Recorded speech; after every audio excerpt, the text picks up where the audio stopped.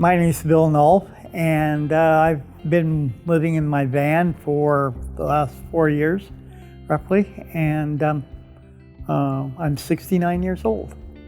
My living situation was I was living in a pretty standard apartment, had a roommate. It was a little one-bedroom thing, and I believe it cost around $700 a month, something like that. The main reason was I ran out of money. I didn't have the money for the apartment. I stayed there as long as I could. And when I couldn't afford it anymore, rather than taking some kind of a loan or some kind of help with that, I just said, no, I'm going to move in my van. The challenges of living in the van, there are three main ones. One of them is gasoline. You're always trying to find gasoline. That's probably the one that consumes most of your thinking. After that, there's a place to park. You either want to drive or you don't want to drive, but you have to have a place to park. And parking overnight is hard. And the third thing that I would say is loneliness. It's really easy to isolate yourself in a van. It's really easy to just not be around people. The other thing I learned living in the van that was really kind of shocking was that I couldn't keep doing it. I was getting older and my eyesight wasn't as good.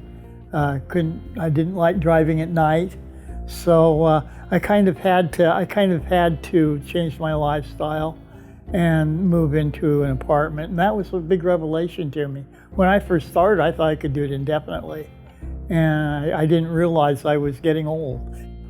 The steps of going from the van to the apartment. Well, like I said, Heather, she gave me little tasks to do. I think once she found out that I was a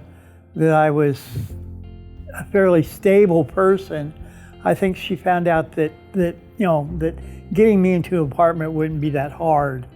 And she helped me fill out the form. She filled out the forms. She would ask me the questions and I'd say yay or nay. And she filled out the forms for me. And that was a big help because I get really lost on forms. But that was a big help. And she was always encouraging me. She was always saying, yeah, this is probably going to work for you, Bill. You'll probably get in. And so her attitude really did help me, because I probably wouldn't have done, I certainly wouldn't have done it without her. Without being pushed, I wouldn't have done it. I'd probably still be living in my van. I got lucky. There were these new apartments opening, and they didn't have anybody in them. They all of a sudden they were available, and just really fast for me. For other people, not so much. There are other people that stay in their van longer than they have to. We have the resources to do this. We have the resources to help people live in their rigs. We have the resources to help the homeless. We have the will. We have people out there who are generally committed to helping people.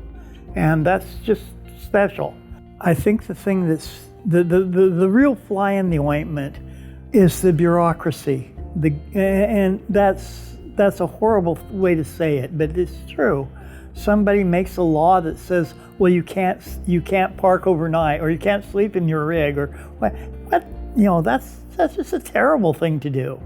To make a law that says that you can't do that. Society has to understand that these problems can be dealt with. In my lifetime, the change in the society to accept it and to buckle down and like I say, change laws, change policies, change the attitude. If you see a homeless person, maybe you should say, how can I help this person?